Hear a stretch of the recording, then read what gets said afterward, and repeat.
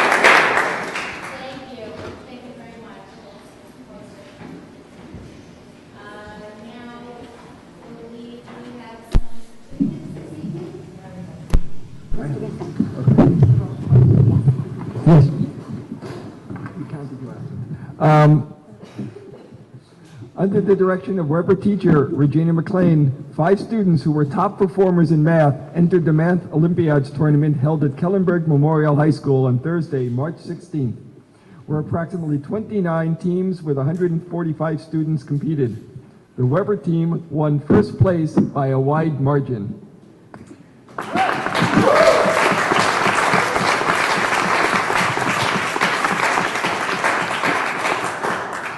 Jeffrey Sung placed first in the individual competition, and Rajan Parekh placed second. Congratulations to teacher Regina McLean and the 5 students: Rajan Parekh, Jeffrey Sung, Nathaniel Senders, Daniel Gralsheimer, and Zach Hay.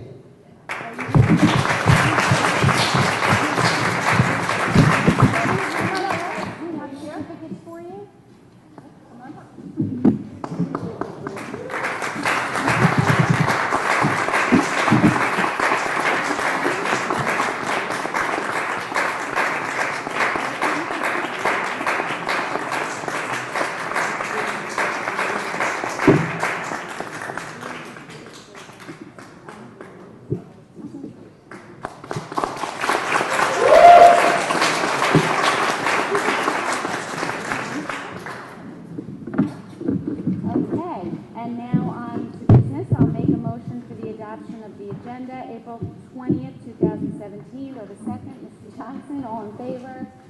6-0, thank you. And now we will have an opportunity for student and community comments. We ask that you identify yourself for the record. There is a microphone right over there, and limit yourself to 3 minutes. And you take it. Okay. No. Yes. No? I see heads moving. No. Okay. No? Okay.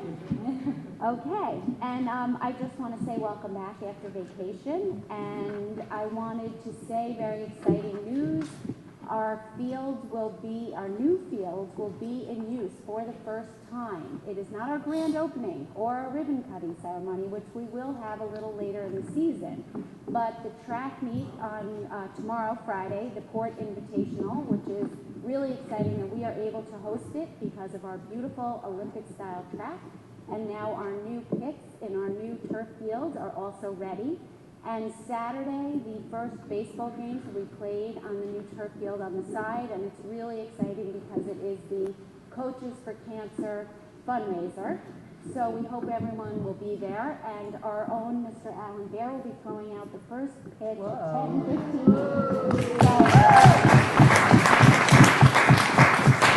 We hope to have our auditorium following very quickly behind that at Schreiber, and our science lab, our new science labs are already in use, and it's very exciting. Things are just unfolding rapidly. And as to the issue of the Guggenheim roof, I just want to say we held a meeting with the parents shortly before the break. Over the break, the material was put on the roof to seal the areas with the really bad leaking, and we believe the problem has been completely rectified. Unfortunately, parts of the building are still open. The ceiling tiles are still open, and there are still cans in the hallway to make sure any residual water is collected carefully, and the tiles will not be put back until we're sure that's all set. We met tonight with our experts in environmental concerns and any structural issues, and our head of facilities, our architect, engineers, anybody else who wanted to come, and we have been assured of the safety of the building in every way. More information on that, specific details, will be forthcoming to send to all the parents so everyone is reassured. And we are working on our plans for the summer to replace parts of the roof and whatever else we'll be doing, so we will give that information to you as well. And we thank all the Guggenheim parents for their extreme patience in this bad situation. Thank you to all of them. And now, Superintendent. Thank you, Mrs. Sloan. She kind of stole my thunder on a few things but I do appreciate everyone who's come out tonight. Thank you so much. I hope everyone enjoyed their spring break. We really did have some very nice weather over the break, and everyone enjoyed their holidays, whichever ones you celebrated. We are coming into the home stretch of the school year, so it's going to be very, very busy the next couple of months. We have a number of sports events and concerts and induction ceremonies for honor societies and moving up ceremonies. So we look forward to all these really great celebratory events. As Mrs. Sloan mentioned, we did have a number of accomplishments in terms of construction issues over the spring break, and we will be getting more information out regarding the Guggenheim roof. We just spoke about the fields and that the invitational will be tomorrow, the track invitational, the baseball field on Saturday. I just wanted to add about the auditorium, that there are going to be a couple of Schreiber Spring concerts next week, and that those concerts will also be what we would consider a quote-unquote soft opening. I hope you'll join us on May 2nd for the May 2nd board meeting, which is our tenure award and reception meeting, because we'd like to do somewhat of a little bit more formal ribbon cutting ceremony at that event for the auditorium, because we're really excited to showcase Mr. Bear it. will sing at that? Dr. Mooney will not.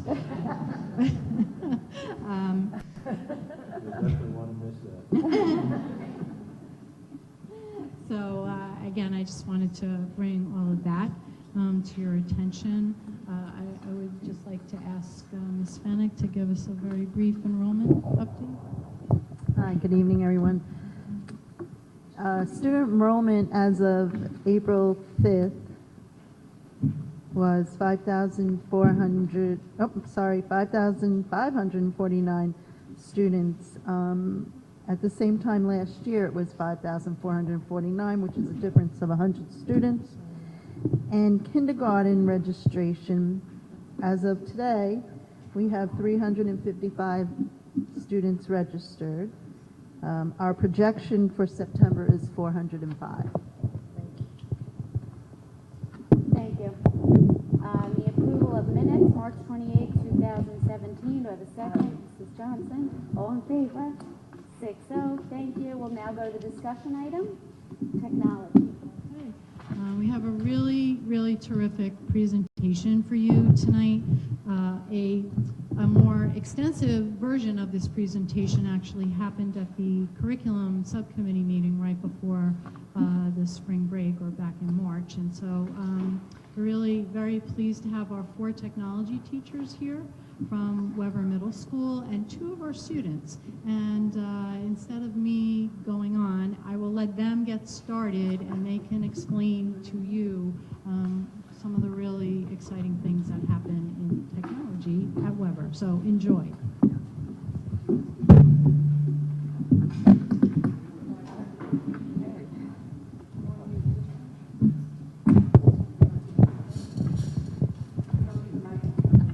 Oh, they can't hang on the screen.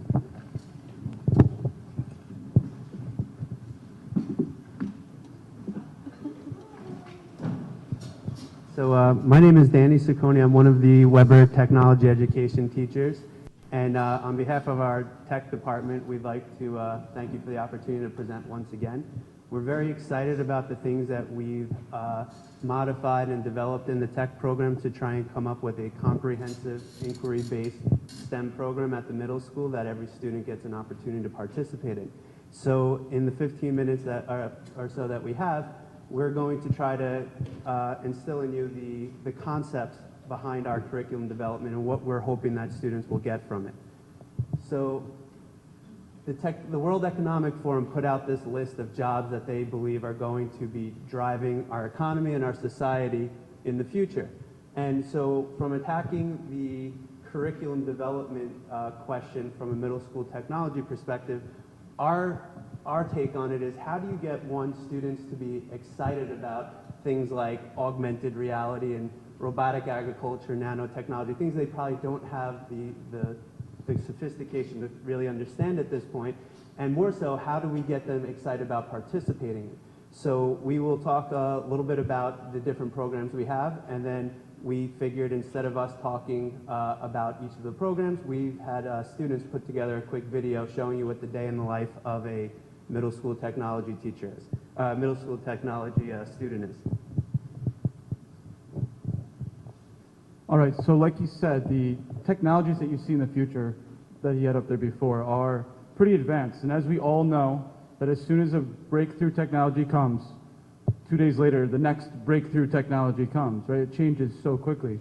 And when we sat down, we were really trying to think of how do we create a curriculum that will teach them these skills that are changing so often. We found this World Economic Forum posted these top skills by 2020 that an employer would need to have. And I just want to take a second, I think it's important that I read these. Complex problem solving, critical thinking, creativity, people management, coordinating with others, emotional intelligence, judgment and decision making, service orientation, negotiation, and cognitive flexibility. Notice not one of those is milling, solid modeling, programming, right? Because these things change so quickly and so often. What we really need to teach them is to adapt and to be social and interact with others and be willing to change to follow where the technology goes. And those are a lot different skills than what we might have had to deal with when we were going into direct industries, right? Thank you. So if you look at these technologies up here, a lot of us rely on these day to day. We get very comfortable with them. Teachers in all fields utilize these tools on a regular basis, and it really helps us engage the students and get them involved. If you look at these technologies that we use all the time, we're all buzzwords we hear all the time, we're all proud of them. When these students, most of these students were in kindergarten when they started, none of these technologies existed. In 10 years, we have no idea what the technologies are going to be then, so how do you prepare them for that? We can't give them, you know, every single possible future software. So with the tools that we have now that were just up on the board, how do we actually take these tools and prepare our students for the future? So we have a little philosophy that Weber Tech Ed cares. So we have collaboration up there. Our students are constantly working with one another, with other teachers to try to problem solve and adapt and overcome other projects. Accountability. Students take ownership over their own projects. So we have a certain accountability to the students themselves, but also to each other. We have a unique program where we're constantly rotating between the 4 classes. So if a student has a question on maybe their friend happens to be in a class with the previous teacher, they may be running to their friend asking, oh, how'd you do this in Sacconi's class? You know, I'm in steps right now, I'm having a problem. And, you know, very next rotation, another student might be coming up to them and asking them the same questions. So we're trying to provide an environment where students are always collaborating and helping each other out. Research, we know that students could always just pick out their phone and Google something right away, but this is a little bit more in depth where they have to broaden their horizons and maybe use other resources. Maybe they need to take some knowledge from their science class or their math class, and then they bring it into this technology class. Exposure, we've done a really great job trying to provide the best and newest technology for our students, which kind of summarizes into self-discovery. So all of our projects are really inquiry-based learning. So here we're trying to spark student interest with quite a broad range of different types of technologies to really make them come together. Which leads us into what is our structure for actually providing that care system? Okay, so we have a very unique program at Weber Middle School, very unique to Long Island and to technology education. As they said, we have 4 teachers that the students rotate from class to class, and we see every single student at Weber. And the programs that we have, and what you're going to see in the next slide, every student does advanced robotics, every student does 3D printing, every student does engineering. They do all of the classes. And there are 22 days per teacher, which is very short, but it's for a full semester. So it's 4 teachers, 2 quarters. And it's interdisciplinary, where, as an example, the 3D printing students will work with their teachers in other classes to figure out what project they can do academically and actually use it in the classroom, not just printing a plastic toy. And it's also STEM, science, technology, engineering, and math. And we have 12 courses, and there's a full range. Students who might work well on the computer, students who might not work well on the computer, then they actually do implement it with the robots and with 3D printing. And there's video production, and the courses you'll see in the video we put together. And We generating the power to illuminate the students' future, and that's our goal, to illuminate their future and to generate their interest and spark enthusiasm and learning with the kids. And we'll play the video for you now. Thank you.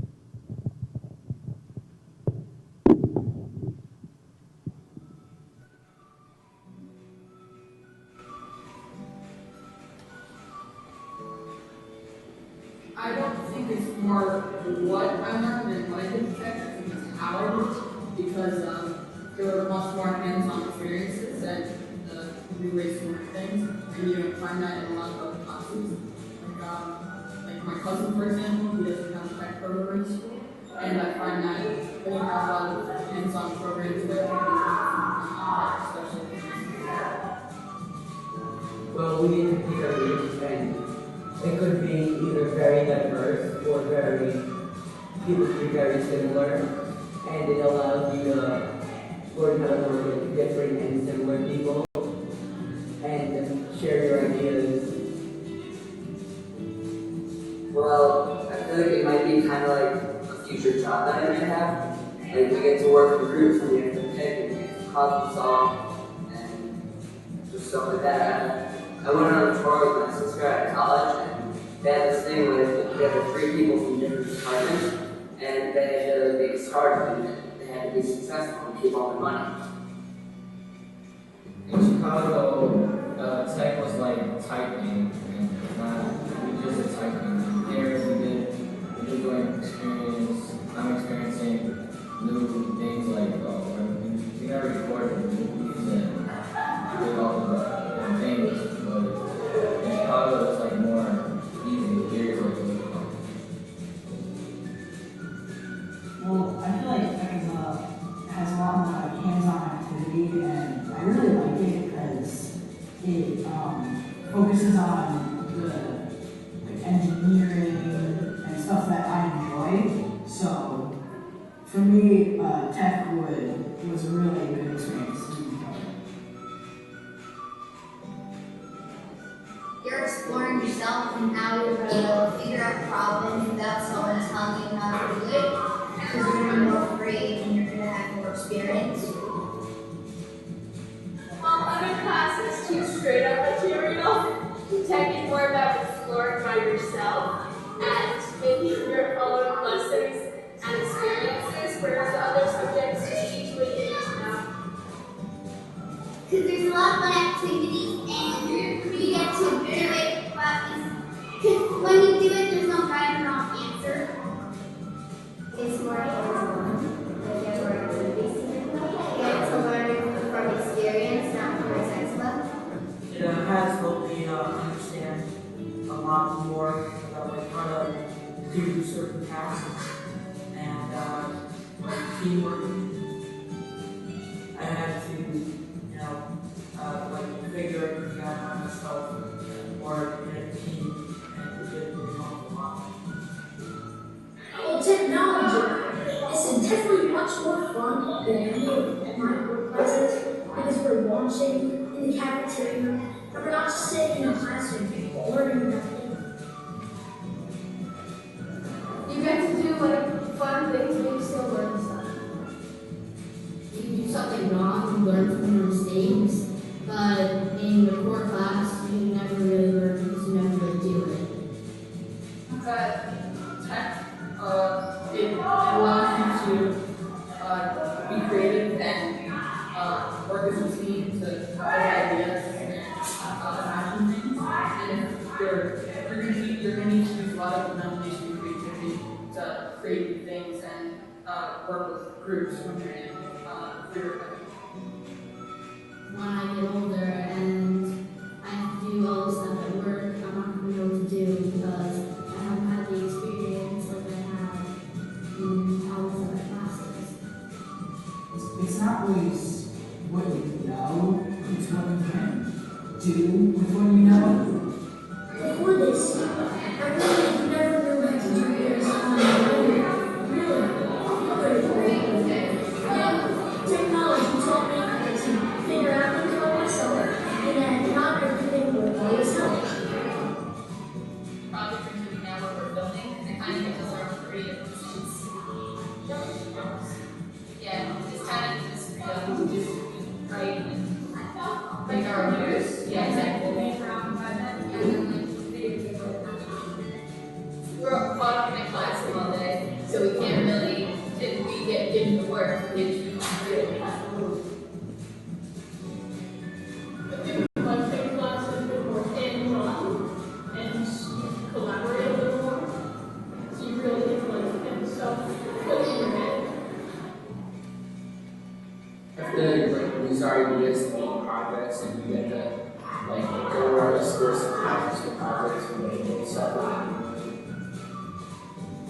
we have a lot of freedom and stuff, so we're able to talk it out and discuss what we think that we're to do. We're learning about how to use our hands, how to fix things, how to make things.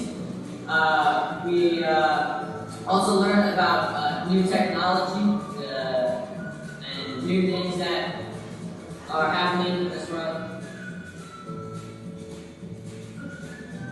It's awesome. Pretty cool. It's great. It's different from Chicago, but I like it.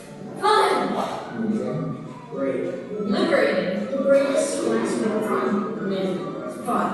A great class. The best class in school. It's really seeing people bonding while learning at the same time.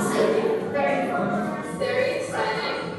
And sparks curiosity and imagination. Awesome. Fun. Amazing. It's really fun and useful to my everyday life. Interesting. I feel it's a great experience for most people should try it.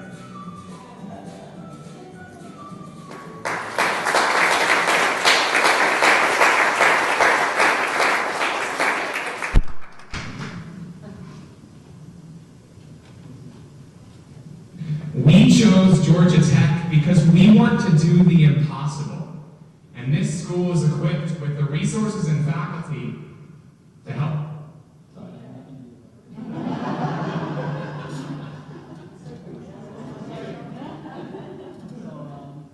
We're very fortunate enough with this year to the grant from the Foundation to these now robots. So these are the latest and greatest for education. And we've been huge success here at Welcome School. There's so much that we can do. And they really help us out providing lessons in artificial intelligence, voice recognition, to much more. But we had two students who were very dedicated to our program. Who were picked up on this very quickly, and they were coming in during their lunch periods, playground, and we knew we had to do this presentation, so they decided to help us out with this. So the program we got to see was run by some of these students, so we asked KJ here, our robot.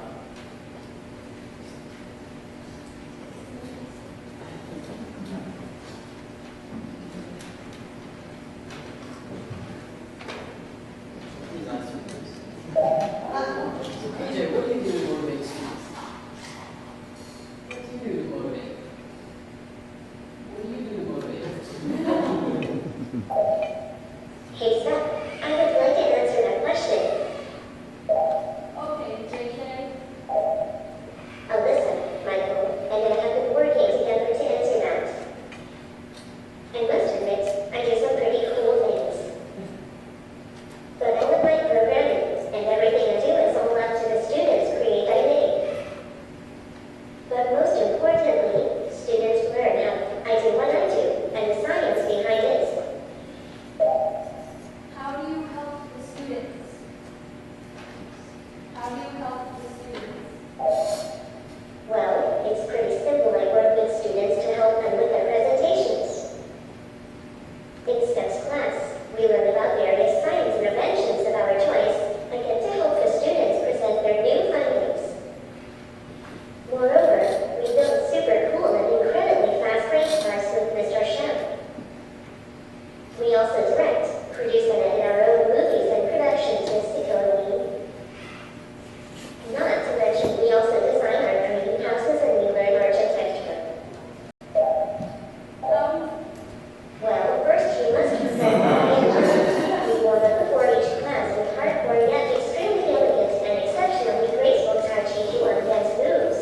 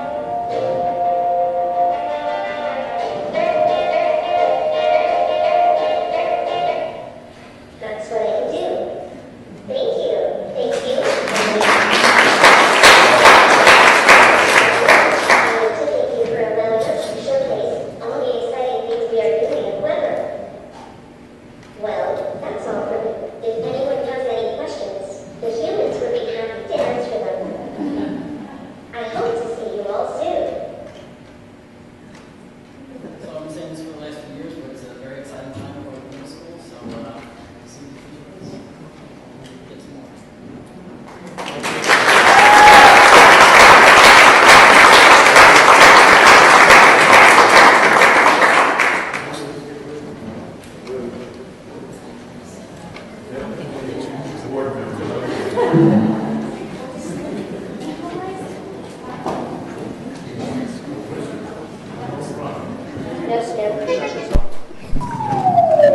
just want to thank all the tech teachers from Weber that were here to do this presentation. And I don't know if it came across as clearly this evening because it was a little bit more of a condensed version of the presentation, but at the board curriculum committee meeting where they were showing us a little bit more of a lengthy version, the enthusiasm that these teachers have and what's going into the program because of them, it's amazing to watch and such an honor to be a part of the district when you see teachers like that. And clearly everything is working the way it should because these teachers have this enthusiasm and they bring it to their administrator, the building principal, Mr. Shields, and he gets excited and he supports their new ideas, and that's all going back to the students, so it's wonderful, and I just wish more people could have been here to see it, but we will be posting it all on the website. So thank you again very much for everything.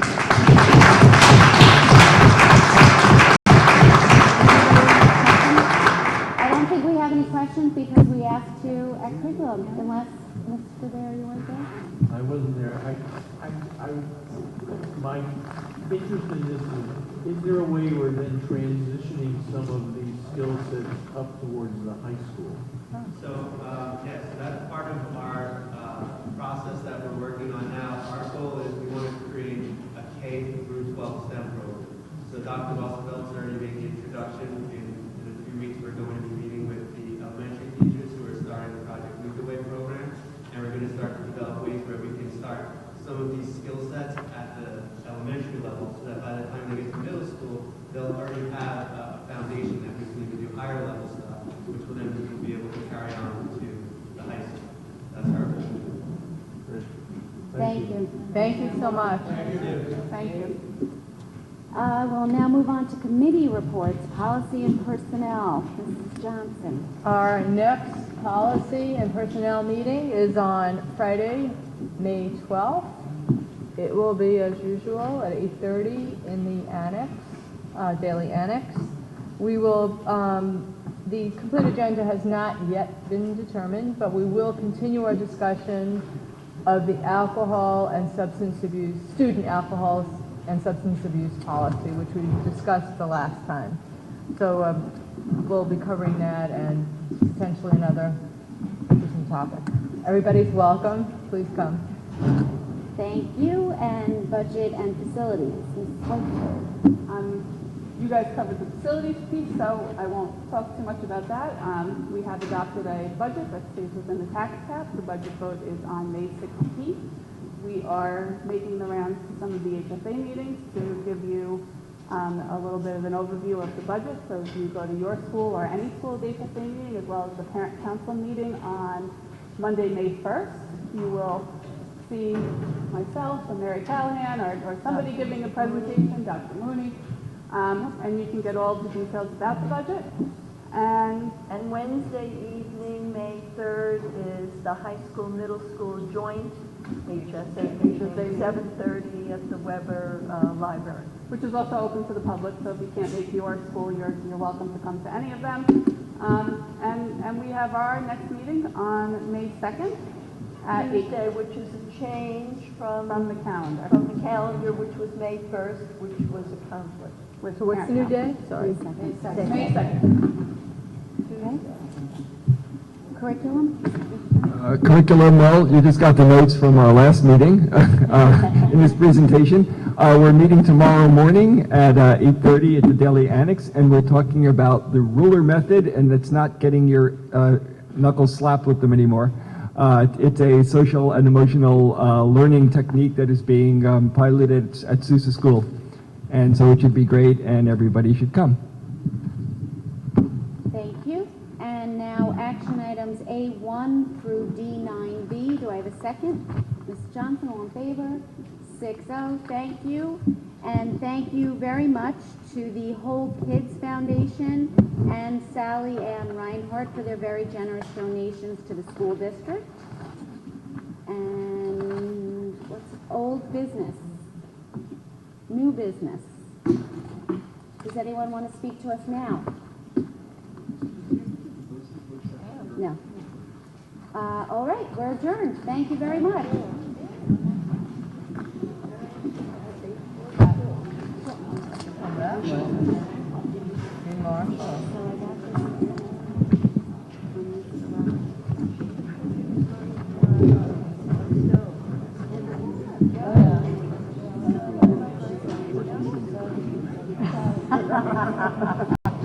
Exactly. That's so funny. It's a bait and switch. It's a bait and switch. Sure. That's so funny.